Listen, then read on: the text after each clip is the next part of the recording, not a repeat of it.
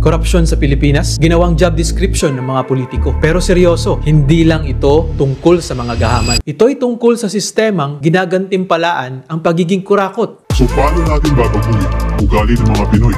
Mahirap, imposible, kung willpower lang ang aasahan. Sabi nga ni James Clear sa Atomic Habits, the easiest way to change behavior is not through motivation, but by designing your environment, aka pagbago ng sistema, para mas madaling gawin ang tama. Kailangan lang i-educate ang mga botante.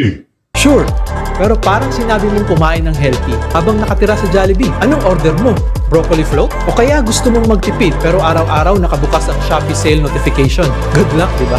Ang korupsyon ay madaling gawin dahil sa sirang sistema. E di, humanap tayo ng matinong leader. Simple lang.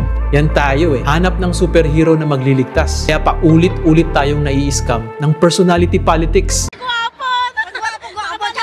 Oo, mabuti kung may matino tayong leader. Pero mas mabuti kung may sistemang hindi guguho kung mawala siya. So anong system changes ba to?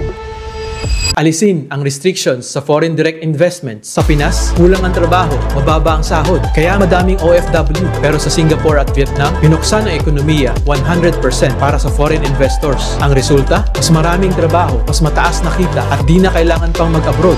Gawing parliamentary ang gobyerno. Halos lahat ng mayayamang bansa, UK, Japan, Australia, ay parliamentary. Bilis ng aksyon, klaro ang pananagutan. Sa atin, presidential. Madaling manalo ang sikat pero mahirap singilin kapag palpak. Sa parliamentary, focus sa plataforma at kung sablay ka, tanggal agad.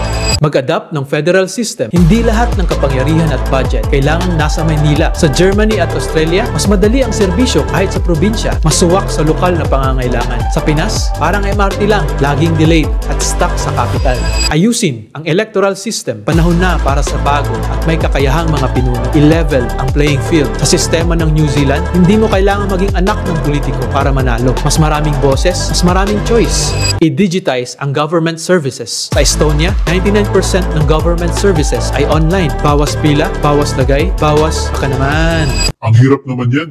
Parang wala namang magbabago eh. Yan din ang sabi sa Singapore at South Korea noon. Pero ngayon, napag-iwanan na tayo ng sobra-sobra. Sa bulok na sistema, kahit santo pa ang ilagay mo, kakainin din siya nito. Pero sa matinong sistema, kahit hindi perpekto ang nakaupo, may pag-asa pang mabago ang bayan dahil ang sistema mismo ang huhubog sa ugali natin kalaunan.